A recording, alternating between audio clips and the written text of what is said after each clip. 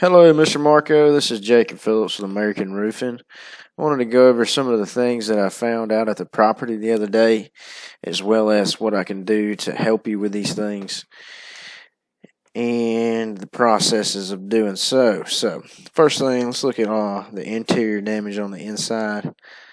Got some water stains on the back right room, the first room on the left, and then the garage.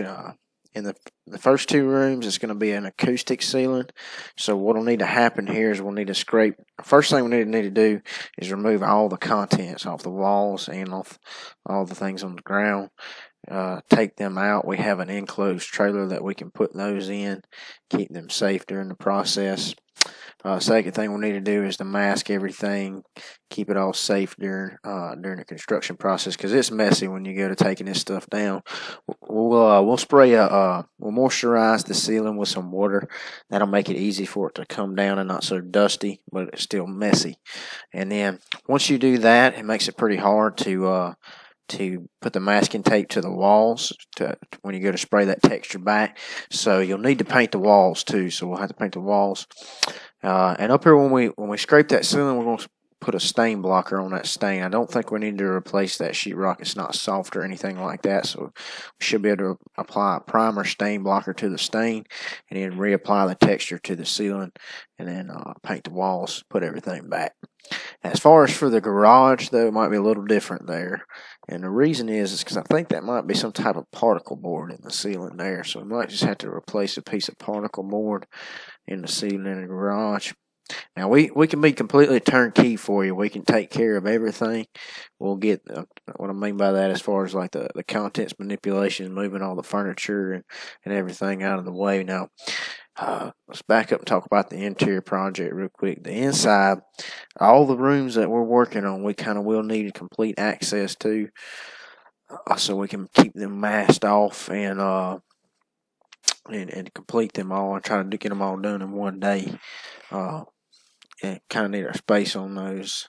It's kind of hard to work around people on the inside and stuff, but in this case, it's only those back two rooms in the garage. So we'll try to get in there and knock those all out in one day. At the most, it'll take 2 days to do those.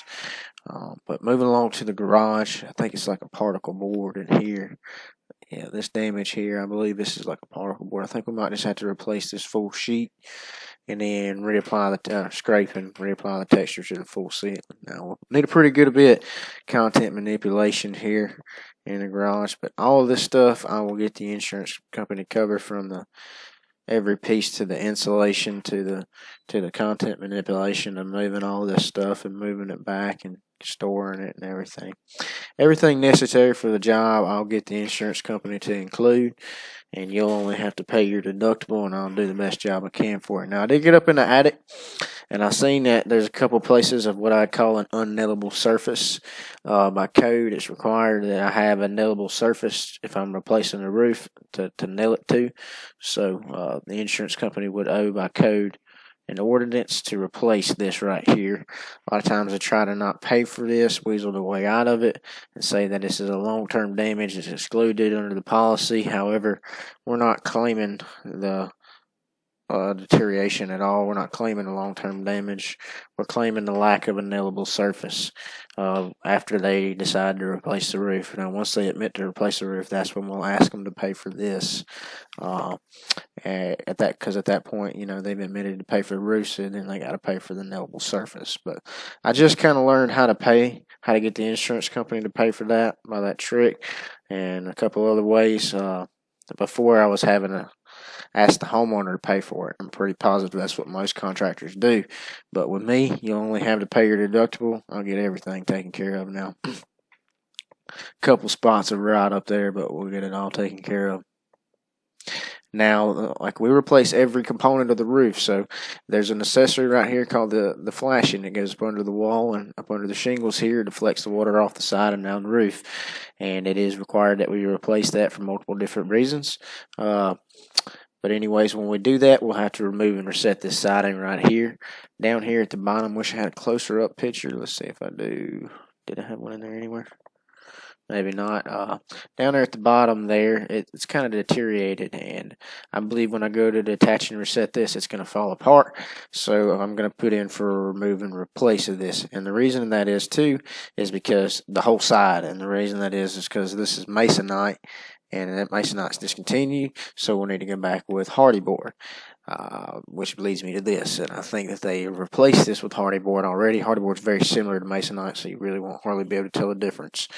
And it's the next best thing, and it's concrete board essentially, and it doesn't swell up like that stuff down there does. The hardy board is masonite, but we need to replace this flashing here and here with the roof, so we'll need to detach and reset these pieces to get to that flashing. We'll also have to detach and reset this satellite, and we can do away with these unnecessary pieces right here. I would assume we need to do that. And we'll replace all the accessories on the roof. We'll also paint those because it is required by manufacturer specification that we do that. Required by code that we do things by manufacturer specification. So I know every little thing that there is to know about code, manufacturer specification, every little thing to make sure that I do everything 100% correctly for you. And the reason that is because this is an insurance claim. I'll have the insurance company pay for everything as long as I have documentation to prove that it's needed. So I'll do it all great, the best job I can for you because it gives me the best reward. So, and also it gives my customers the best product. I'm a preferred platinum vendor with Owens Corning, and I offer I give a 25-year warranty on my workmanship. So I want the product that I'm giving you to hold up. I don't want it to go anywhere, and I really want to give you the Chick-fil-A experience. Do it the best job I can. I'm not like a fly-by-night guy. I'm not going to come in here and do it quickly. It might take a little longer to work with me sometimes, but we're going to do it the right way. But the entire process of this roof will take 2 to 3 days, and the interior will be 1 to 2 days. It's the longest part is dealing with the insurance company, getting everything settled up and paid right and correctly. But once we call in this insurance claim, it'll take about, this is the hail damage to the soft metals. Once we call in the claim, it'll take about a week to 2 weeks for the adjuster to get out there. And a week to 2 weeks to get the estimate. And then as soon as you get the estimate, we can schedule the work.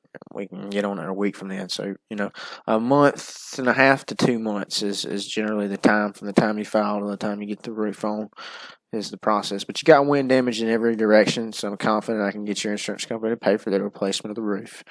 And I'm confident that I'll do the best job I can for you to make sure that everything is taken care of correctly. Little something cool that I found up there is a bullet hole right here. It's perfectly cylindrical, so that's what I'll assume that is. I find those pretty often, so when you're looking hard, you can find these things. What goes up must come down. Now these creases right here, this is what's wind damage. Certainly, a lot more wind damage is less evident, but the shingles that are creased, those are pretty obvious. There's some of those in every direction. There's also debris up under these shingles right here. If you'll notice that there used to be a nail right here. There probably is a nail up under the shingle, but the shingle's been pulled off the nail, or the nail's been pulled out possibly, and that's because of wind damage. So lots of signs of wind damage on this roof in every direction. There's lots of places that should be tarped, like right here. This is where the garage leak is. I think there's 3 places on the roof that I marked out that should be tarped. But creases and missing shingles sporadic across the roof. This could be some hail damage here. I'm going to chalk it up, try to get the adjuster to pay for it specifically because it's rusted out over here. It needs to be replaced. So we could try to get the adjuster to pay for it. There's some hail damage on the other metal. It's less evident here, but I mean, that could be hail damage. So we'll give the adjuster the opportunity to say yes or no. What else? Lots of wind damage, like you said. It's everywhere.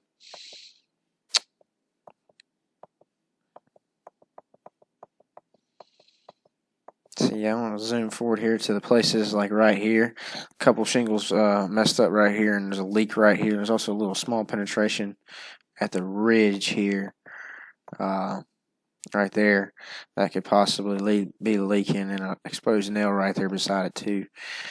Could get a tarp there. That could possibly be causing the leak on that left side. That's the only thing that I seen exposed over there. So If we, the way that we do things, Mr. Marco, is we get a contract with you that says we're the contractor completing this job if we get it all approved for you, and your only cost will be your deductible. And once we have that contract, we can have our guys come out and put a tarp on, and we'll charge the insurance company for it once it comes time to give them our estimate and everything. And you won't have to worry about paying for that or paying for it now when your parents are home or whatever.